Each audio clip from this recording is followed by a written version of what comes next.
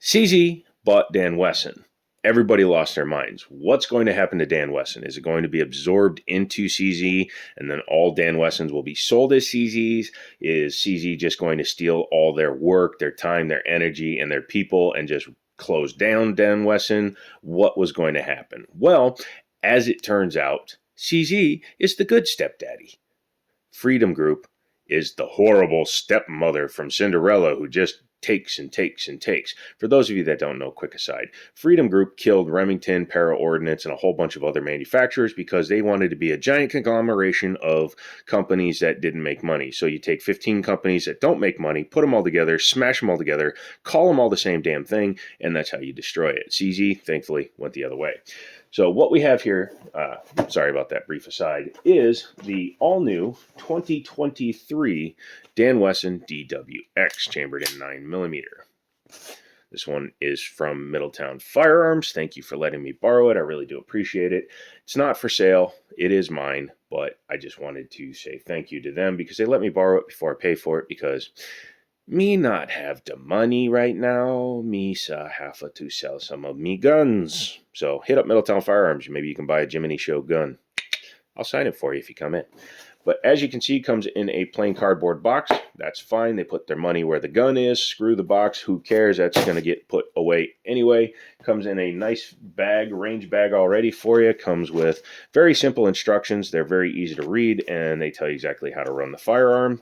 A little baggie that has your adjustment tool for the rear sights. We'll talk about that in a minute. An unbranded gun lock. Again, they didn't waste their money. And your Dan Wesson sticker. I expected that to be missing. Now, a customer of the store ordered this and had it shipped in, and he's had it for a while. And he came in to the store, and I basically talked him out of it because, well, he knew how much I wanted one. He's a really cool dude. I know he took a loss on the gun, so thank you, Mr. B. You rock. Us at the store, love you. And we'll be taking this to the range tomorrow. But as you can see, it is a gorgeous gun. Very long barrel. This is a 4.7-inch barrel, and I thought this was a big gun, but then you put the two together, and you can see, no son, 5 inches is better than 4.7. Has a full-length dust cover with full pick rail, like that. Has front and rear slide serrations that are super easy to grab, and when the gun is this nice to cycle, that is cool. Fiber optic, it's 4 o'clock in the morning. Fiber optic front sight with an adjustable rear. As you can see, it's only adjustable for elevation from that screw, and then those 2 Allen keys that the Allen wrench is for. You loosen those up so that you can adjust it for windage. According to the previous owner, this gun is spot on, so we will see how it does at the range. Now, from here down, looks like very much like a Shadow 2, but with a real pick rail, so that's a bonus. But that's because this is the part that CZ contributed. The body and the mag technology, because these are CZ P10F mags. These are not CZ75 mags. CZ75 mags have a different angle and don't fit. That one's staying on the floor. Has a nice aluminum base pad that says Dan Wesson, but standard P10F mags work. These grip panels should be interchangeable with other Shadow 2s, and I might be changing them out. I like the palm swell, but I also like a very thin gun. That's why I changed out the ones on my tactical SP01. Makes the gun slightly thinner. I like a thinner gun. That's just a personal preference. I also would like to have this slide lock on that gun. So get on that, CZ. Dan Wesson, you know what I mean. But yeah, from here internally up, this gun is basically a 1911 or 2011 because this is actually a removable fire control group, as you can see right there. We'll talk about that during the disassembly. But it has 1911 style yoke trigger with straight pull back, Series 70 style, I guess because this isn't even a 1911 anymore. It's kind of a weird thing to say, but it has no drop safety, which gives you that pure trigger feel. Has the ambidextrous safety that unless the hammer is back, just like in 1911, you can't engage the safety. So this is Dan Wesson's contribution, which is all of this, which is a great contribution because it is a very, very good company at manufacturing 1911s. But as you can hear, super definitive, easy to sweep off either hand. Like I said, the slide lock is a little bit meh, but you're going to be slingshotting this thing anyway. Love that, love that. The trigger is a flat face and it's metal, unlike my Springfield Emissary that I had for a little while. Feels very nice. Non-adjustable for length of pull, but it is set up like a short trigger anyways, and it is long enough. That's one thing that Honest Outlaw was talking about, and I 100% agree, that it allows you to keep your pad right where you need to be. It gets your finger in a natural position for when you're holding it versus having to adjust, because when you have a swinging trigger or a hinge trigger, you can see when you pull back, it changes how your finger is going to rest on it, and there's a lot of pull there. Even in single action mode, you can see that the trigger starts way back here. So the overall length of pull changes based on where the trigger is. This one, it barely changes, and I like that better. Has a 5-inch crowned barrel. You can see it's a recessed crown. That's just nice. It's good for aesthetics. However, I'm hoping they come out with a threaded barrel, because I have an Osprey that is going to look amazing on this thing. Yeah, suppressing a race gun, but it is possible to do because of the action that this gun has, and we'll talk about that during the disassembly. Aluminum panels, very grippy, very textured, but I am probably going to, as I said, change them out, but for now that will work. Front strap and back strap checkering are at 25 lines per inch, and it is an amazing job they did. You can feel how grippy this gun is. You will see here that this is one area where the body is different from a CZ75. Number one, to accommodate the P10 mags. Number two, to accommodate the 1911 fire control group. But as you can see on a standard 75, does not have the bulge, even though these are both 18, 19 round guns. Pardon me. Very large pick rail on the bottom, and not to throw this out there, but if I cover it like that, you would be confused or forgiven, hold on, for thinking that this was my Rock Island 1911, because, yeah, that looks very much like it. I like a full-length pick rail. Number one, it gives you ultimate places to put your lights, lasers, bazookas, and tactical children banana holders, but also it just looks better. The big flat dust cover, not a big fan of that. I like them to have pick rails because they become usable. 42 ounces, very heavy. This at a 4.7-inch barrel is a 39-ounce gun. My SIG X5 Legion is a 42-ounce gun. My 1911s tend to be the 34 to 43-ounce guns, so I like me some heavy metal. Don't know why I said it like that. You'll be fine. Don't worry about it. Super easy action to run.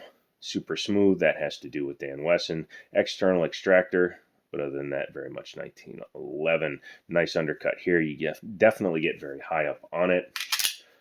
Mags drop free, and it is more of a 1911 style mag release. You can see it's got the screw in there, or the adjustment lock-in, whereas a standard CZ does not. So again, great collaboration and cooperation between the two manufacturing companies. One thing about this one, probably has my favorite serial number of all the guns I've acquired. It's the 2s, man. It's the 2s, because this gun is the Shizazaza. Let's go ahead and talk about the trigger. Because it's a 1911 style trigger, this is a single action only. For those of you, real quick aside, don't know, a double action to single action is what the standard CZ75 is. You can see the hammer is down. You have to pull the heavy ash trigger, well, it's about 9 pounds, in order to fire it in double action mode. So that is a very common way of carrying these guns. It's a very common style. Berettas, etc. all have them. But it also has single action capability. So once it is fired, or you hand cycle the gun when you load a round in without decocking it, then you have a much shorter trigger. That is single action, so double to single action.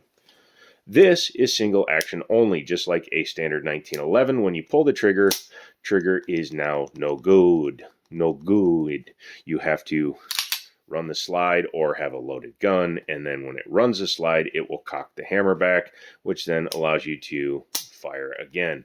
Gives you a much more pure trigger pull. This one measured in at just under 3 pounds on my trigger gauge, although I have to get a real Lyman. The cheap Chinese one I have to average like 30 times in order to get a good number. But yeah, as you can see, beautiful, beautiful trigger pull. Oh, so light, so crisp, so pretty. Reset right there. Audible, slightly tactile, and then next shot. This is what's going to make this gun so shootable. I like the serrations on top. I like a flat top on my guns, and this does that bueno. Yeah, all right. Have we talked enough about the outside? I think we has. Let's go ahead and take it apart. In order to do that, make sure that you check the chamber, nothing's in it. So there you go. Like a standard CZ, it's going to take down in a 75 fashion. So even though it's not marked here, it's very simple. So what you're going to do is you're going to half cock the hammer and just pull back till the slide is resting against the hammer. I like to do it this way because these are always pretty tight. I am using the base pad. There are other ways to do it that are probably a little bit safer on your finish, but hey, it's my gun. I'll do what I want. But just like a CZ75, you pull out your cross pin. I like to flip the guns over just in case the recoil guide rod wants to go flying, and you set the top down. Once you've done that, you can access the bottom of the gun, take your guide rod. It is not captive, and unlike some other guns, that's a good thing, and we'll talk about that once we take the barrel out. But barrel comes out just like a standard gun. Nice, right? Very pretty. Awesome. So the barrel is a 5-inch jobber, and as you can see, it's got a ramp here on towards the front of it so that it tightens up against the exit to the slide. Kind of acts as a bushing. Has a cam lock up here, so Browning short action recoil, it's very common. They lock up here at the front of the breech and then they just drop down, doink, doink. So it does have tilt, which is one thing you have to consider if you're going to suppress this gun, because you might need the piston kit. But very nice there, and like I said, with probably hundreds if not thousands of rounds through it, it's got somewhere at the top of the barrel, but I don't mind. I might actually go through, since the finish is coming off already, I might actually just polish the whole nose of the barrel so that it's chromed or stainless polished. Now back to this metal guide rod, but this is the reason why this is not captive. You can change these spring rates in order to change the cyclical rate of the gun. You can put a lighter one in it, which will make the slide a little bit slower, but also lighter. So it will go back faster, but it won't come this way faster. You can put a heavier spring in it, which will make the top snappier, but usually you have to run a hotter load in order to get that to cycle correctly. But if you're having any issues, or if you want to tune the gun to a certain load, you can change that spring out. That's why 'tis not captive, and actually a good idea for a gun that is tunable. Stock Glocks, things like that, they should be captive, but when it's a gun that has the ability to be fully tuned, I totally get it. So looking down in here, you can see, actually, let's start with the slide. You'd be completely forgiven for thinking that's a standard 1911 slide because it uses standard 1911 style rails. In fact, it even has a takedown notch there, which is kind of funny. I almost wonder if this slide would work on a 1911. I'll have to try that one day. But as you can see inside of here, there's no drop safety. There's your hammer or firing pin right there that the hammer strikes, and it has a very nice finish inside of it. For the money, it better be. Taking a look at the frame is nice and chunky, nice and heavy. I like that. And as we were talking about, if you take the safeties off, you can see the line around the serial numbers here. You can actually remove the whole fire control group, which will also allow you to get down to your hammer, or excuse me, your trigger bar, which again, hopefully you can see it. The light isn't, there you go. Yeah, so it's a yoke style just like a 1911. So its only job is to come back, hit the sear, which then lets the hammer go. That's how you get the best triggers, period. Simple is elegant. But yeah, you'd be forgiven for thinking that was just a disassembled Shadow 2 until you saw all the other parts laying around. What do you say we put it back together? All of a sudden my brain stopped. I apologize. I also have the memory of a goldfish. Who are you? Where am I? What are we doing? Oh, look, a Dan Wesson. That's cool. Take your barrel, slide it back in, take your guide rod and your recoil spring, start it in there, and it will just seat down in there. It does not appear to be concentric or ovoid, so it should just sit there just fine. Make sure that's all in the right position. Take your slide and your frame. Such precise fitment, dude. It just sits there. Even when it's not on the rail, it's just like, dude, as soon as you set it there.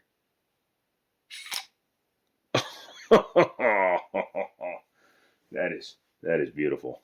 Do that with your frickin' Glocks, you Glockofoils. You foiled Glocks. Take your pin. I'm going to slide the slide back just a little bit.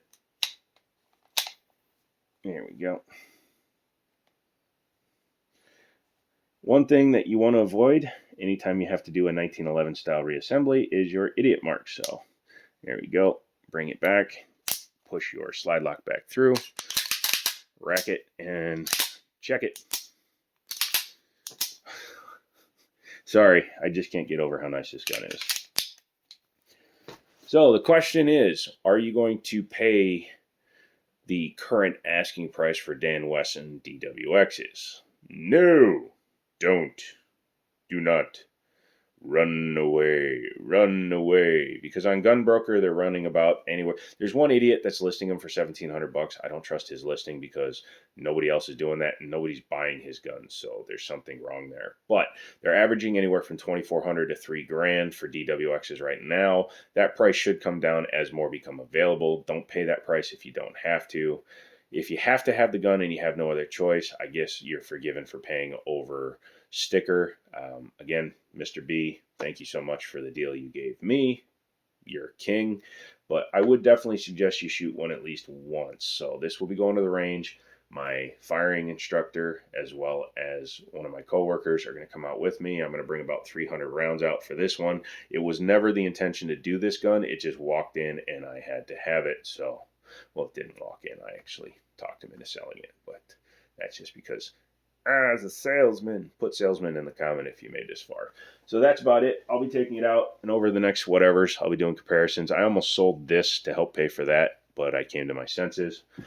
If you want to help support the channel, maybe go down and do a super thanks. Those will go directly to me, kind of like the Patreon does. I'm not reopening my Patreon. Patreon is an ass suck of a website, and I don't want to do it. So if you become a member or you do a super thanks, that will be appreciated. Members, I have 5 videos up right now that are early access for you guys that other people don't have access to, including this video if you are a member. So go there, get that stuff. When we start building a membership base, I will do giveaways. But right now there's 3 people, and one of them's my father. So yeah, let's go ahead and get some more people in there. We can start having fun with it. Come back for another video. I'm going to the range with the TH40, which now seems so freaking plebeian, but I want to shoot it anyways, and we'll check that one out too. I love you guys. You guys are awesome. Thank you so much. Shorts have started to pay out, so that's going to basically go towards paying for this, and then come back for another video. So this is Joe. This has been the Jiminy Show, and as always, I'll talk to you later as soon as I'm done selling myself on the corner to pay for my DWX.